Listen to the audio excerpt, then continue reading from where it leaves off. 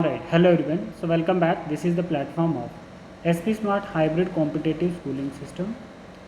So students, today we will discuss about chapter 4, that is Animal Kingdom, class 11th Biology.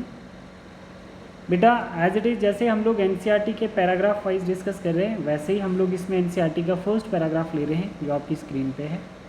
But इस chapter में हमें पता होना चाहिए कि हमने क्या पढ़ना है. जो सबसे इम्पोर्टेंट है, व्हाट टू स्टडी. ठीक है बच्चे, क्योंकि इसको हमने रिलेट करके पढ़ना होता है आपकी प्लांट फिजियोलॉजी के साथ, आपके एनिमल फिजियोलॉजी के साथ. जैसे हम प्लांट फिजियोलॉजी पढ़ते हैं तो प्लांट किंगडम उसका बेसिक होता है. जैसे हम लोग एनिमल फिजियोलॉजी पढ़ेंगे, ह्यूमन फिजियोलॉजी आपके सिलेबस में है, तो एनिमल किंगडम उसका बेस आ जाता है. समझ आए बच्चे? तो आपको पूरे अच्छे से इसका माइंड मैप होना चाहिए कि इसके अंदर हमने पढ़ना क्या क्या है. देखो बच्चे, जैसे आपके फर्स्ट पैराग्राफ में क्या बताया कि when you look around you will observe different animal with different structure. Same point आपने देखे हैं किसमें? प्लांट किंगडम के अंदर. ठीक है बच्चे, जब आप इधर उधर देखते हैं तो आप डिफरेंट टाइप के एनिमल्स और डिफरेंट टाइप के स्ट्रक्चर एनिमल्स की और फॉर्म्स नोटिस करते हैं. As over millions of species animals have been describe till now. ठीक है, तो इसमें से मिलियंस ऑफ स्पीशीज जो है वो डिस्क्राइब कर दी गई हैं जिनको हम लोग जानते हैं. The need for classification become all the more important. The classification also help in assigning the systemic position to newly describe species. तो बच्चे हमें एक पता चलता है हम एनिमल को क्लासीफाई क्यों करते हैं. एटलीस्ट कि हमें ये पता चलता है कि उससे हमें क्या बेनिफिट्स हैं, वो हमारे एक इकोसिस्टम में क्या रोल प्ले कर रहा है.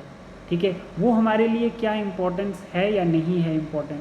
तो ये सारी स्पीशीज़ जो है हम डिस्कवर करते हैं, सभी ऑर्गेनिजम्स को हम क्लासीफाई करते हैं. ठीक है, with respect to scientific approach. ठीक है, इसकी एक पार्टिकुलर क्लासिफिकेशन सिस्टम होता है. ठीक है, जैसे हमने फाइलम एनिमल की क्लासिफिकेशन के लिए यूज़ करते हैं और डिवीजन प्लांट की क्लासिफिकेशन के लिए यूज़ करते हैं. तो जितनी भी variety of living organism plant को छोड़ के जितने भी एनिमल्स के रिस्पेक्ट में लिविंग ऑर्गेनिज्म आपको दिखाई देते हैं, वो सब हम लोग एनिमल किंगडम के अंदर डिस्कस करते हैं. ठीक है बच्चे, तो सबसे पहले मैं आप लोगों को बता देता हूँ कि इसमें हमने पढ़ना क्या है.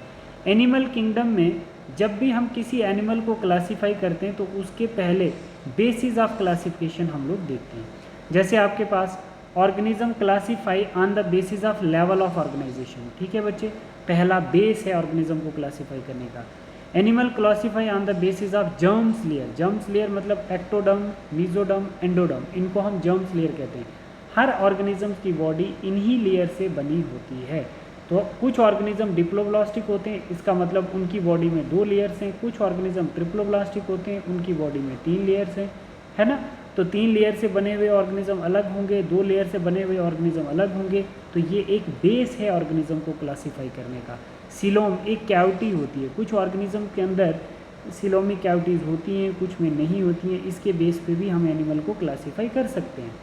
सेगमेंटेशन के बेस पे भी हम ऑर्गेनिज्म को क्लासीफाई कर सकते हैं. जैसे हमारी बॉडी में इंटरनल सेगमेंट होते हैं, अर्थवर्म की बॉडी में इंटरनल और एक्सटर्नल सेगमेंट होते हैं. तो मतलब इस बेस पे भी हम ऑर्गेनिज्म को क्लासीफाई कर सकते हैं.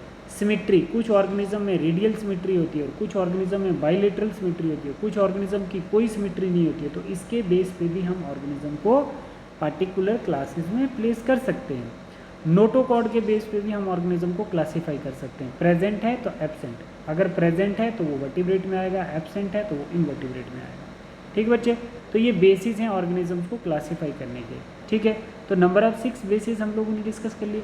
अब हम देखते हैं बच्चे क्लासिफिकेशन ऑफ एनिमल. सबसे पहले जैसे हम प्लांट किंगडम में डिवीजन एल्गा डिस्कस करते थे, फिर हम कहाँ तक गए थे? एंजियोस्पर्म तक.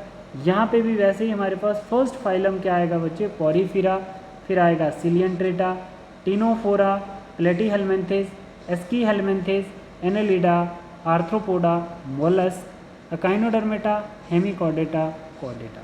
ठीक है बच्चे, तो ये चीज़ें आपने ध्यान रखनी है. टोटल कितने फाइलम हैं? 11 फाइलम है बच्चे. सब सीक्वेंस में ही याद रखने, ऐसा नहीं कि अकाइनोडर्मेटा पहले बोल दिया, ठीक है, आर्थ्रोपोडा बाद में बोल दिया, ऐसे गलत हो जाएगा.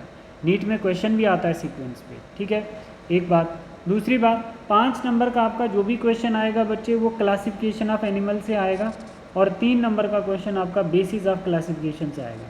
ठीक है, अब क्वेश्चन कैसा आएगा वो हम लोग क्लास में डिस्कस करेंगे। ठीक है, कैरेक्टरिस्टिक फीचर आपको इसमें से किसी एक का पूछा जाएगा 5 नंबर के लिए।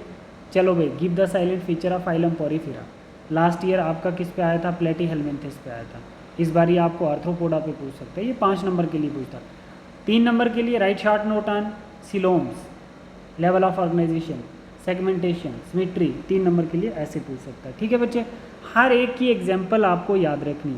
जैसे मैंने आपको बताया था Kings, people, cause of 5 green snake, तो इसका मतलब यहाँ पर फाइलम आएगा बच्चे, हम एनिमल क्लासिफिकेशन कर रहे हैं, नहीं तो प्लांट करते तो यहाँ पे डिवीजन आ जाता। ठीक है बेटा, ठीक, तो ये हायरार्कीज के लिए भी टैक्सोनॉमी फॉलो होती है बेटा।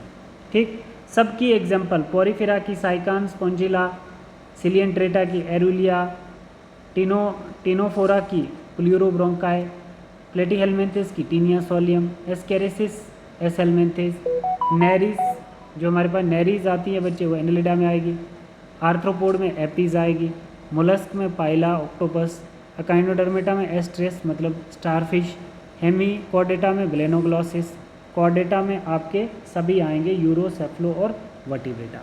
ठीक है बच्चे, तो इसमें एक और पॉइंट आपने क्या याद रखना है बच्चे, एक और क्या पॉइंट याद रखोगे बेटा, इसमें ये पॉइंट याद रखोगे फाइलम 1 से लेके आपके फाइलम 9 तक क्या कहलाता है? इनवर्टिब्रेट कहलाएगा। क्या कहलाएगा बच्चे? इनवर्टिब्रेट कहलाएगा। फाइलम 1 से लेके फाइलम 9 तक आपका क्या कहलाता है? इनवर्टिब्रेट कहलाता है। ठीक है बच्चे, और फिर उसके बाद फाइलम 10 जो है ये आपका वर्टिब्रेट कहलाता है। कोडेटा को हम लोग वर्टिब्रेटा भी बोलते हैं। ठीक है बच्चे, ये बात समझ में आ गई। अच्छा, हमारे पास कॉर्डेटा के अंदर क्या होता है? नोटोकॉर्ड प्रेजेंट होता है। कॉर्डेटा में क्या है?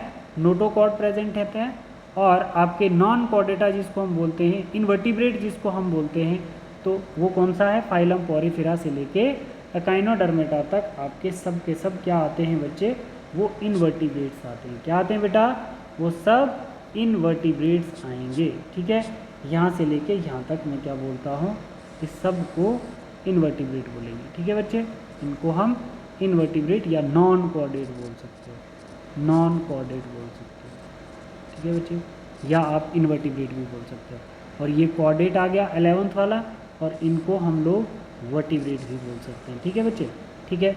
अच्छा, सबसे largest phylum of animal kingdom, ये है largest phylum of animal kingdom, है ना, लार्जेस्ट, तो इसको हम बोलते हैं सेकंड लार्जेस्ट फाइलम। ये हमारा सेकंड लार्जेस्ट फाइलम है बच्चे, ये सेकंड लार्जेस्ट फाइलम मोलस्क। और सबसे मिनिमम स्मॉलेस्ट टिनोफोरा, सबसे smallest phylum of animal kingdom, और पोरिफेरा। ठीक है, smallest phylum of animal kingdom. ठीक है बच्चे, कुछ चीज़ें आपको समझ में आ गई। अब ये जो हेमीकॉर्डेटा है बच्चे, ये कनेक्टिंग लिंक है। ये क्या है बेटा? ये कनेक्टिंग लिंक है किसके बीच में? Between chordate and non chordate. Chordate और नॉन कॉर्डेट के बीच में कनेक्टिंग लिंक का काम करता है। मतलब आधे कैरेक्टर इसके अंदर नॉन कॉर्डेट के होते हैं और आधे कैरेक्टर इसके पास कॉर्डेट के होते हैं। और एग्जांपल क्या है आपकी? ब्लेनोग्लॉसिस। ठीक बच्चे, फिर आपका आ जाता है कॉर्डेटा। तो कॉर्डेटा में क्या है? यूरोकॉर्डेटा, सेफ्लोकॉर्डेटा और वर्टिब्रेटा। यूरोकॉर्डेटा, सेफ्लोकॉर्डेटा आपने ध्यान में रखना है कि इनके अंदर नोटोकॉर्ड थोड़े टाइम के लिए होती है, बाद में डिजेनरेट हो जाती है। बट वर्टिब्रेट के अंदर नोटोकॉर्ड जो है वो रिप्लेस हो जाती है वर्टिब्रल कॉलम्स में। कुछ ऑर्गेनिज्म में, कुछ में नहीं होती है, बट परसिस्ट रहती है थ्रू आउट लाइफ। इन तीनों को हम लोग किस ग्रुप में डालते हैं? पाइसिस के अंदर डाल देते हैं। ठीक है, ये तीनों ही फिशेस के ग्रुप हैं। ये वाला एक्सटिंक्ट हो गया है बच्चे। ठीक है, साइक्लोस्टोमेटा जिसमें हैगफिश, लैम्प्रे, लंगफिश आती है, बट ये अभी भी हैं बच्चे। इस ऊपर वाले को हम कॉन्ड्रिक्थाइस बोलते हैं, मतलब कार्टिलेजिनियस फिशेस, और ये नीचे वाला जो है ये होता है ऑस्ट्रिक्थाइस, दैट इज बोनी फिशेस। ठीक है, ये बॉटम फीडर होती है बोनी फिश, और ये सरफेस फीडर होती है कार्टिलेजिनियस फिश। लेबियोरोहिता आपकी बोनी फिश है, और शार्क आपकी कार्टिलेजिनियस फिश है। एम्फीबिया क्लास है किसकी बच्चे? फ्रॉग की। और रेप्टिलिया क्लास है किसकी? लिजर्ड की। एव क्लास किसकी है? बर्ड्स की। और मेमलिया क्लास किसकी है? ह्यूमन की। ठीक है बच्चे, तो ये एक बेसिक सी इन्फॉर्मेशन मैंने आप लोगों को दी है बच्चे। ठीक है, ये बेसिक इन्फॉर्मेशन आप लोगों ने बहुत अच्छे से देखनी है, अच्छे से इसके याद करके आना है, सभी फाइलम याद होने चाहिए, ठीक है बच्चे, और सभी की एग्जाम्पल याद होनी चाहिए। क्या बेसिस हैं हमारे पास ऑर्गेनिज्म को क्लासीफाई करने के, ये भी ध्यान रखने हैं। वर्टिब्रेट क्या है, इनवर्टिब्रेट क्या है, कनेक्टिंग लिंक का काम कौन सा फाइलम करता है, क्या एग्जाम्पल है उसकी, ये सब आपको पता होना चाहिए, ठीक है बेटा। तो अब बच्चे आप लोग मुझे बताओगे कार्टिलेजिनियस फिश हम किसको बोलते हैं, आप लोग देख सकते हैं, ठीक है।